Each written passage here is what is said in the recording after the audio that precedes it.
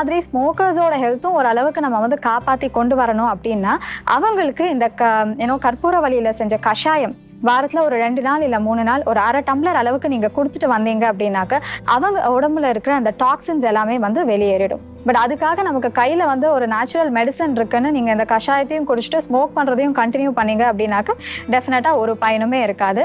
அதோட எஃபெக்டை பார்க்கணுன்னா ஸ்மோக்கிங்கிறத கண்டிப்பாக நீங்கள் குவிட் பண்ணணும். குவிட் பண்ணிவிட்டு இதை எடுக்கிற சமயத்தில் என்ன ஆகும்னா உங்களுக்கு வந்து டேமேஜ் ஆன அந்த உடம்பையும் வந்து ஓரளவுக்கு ரீஸ்டோர் பண்ணி நல்ல நிலைமைக்கு வந்து இந்த கற்பூரவள்ளி கொண்டு வரும். நான் மறுபடியும் சொல்கிற மாதிரி இந்த மூலிகைகள் எல்லாமே மருத்துவ குணம் வாய்ந்திருக்கு அப்படிங்கிறதுனால ரொம்ப அதிகமாகவும் எடுக்க முடியாது. நம்ம ரெகுலர் பேசிஸ்லையும் வந்து எடுத்துக்க கூடாது. ஸோ அதனால் இதை அளவோடு யூஸ் பண்ணுங்கள், ஆரோக்கியமாக இருங்க.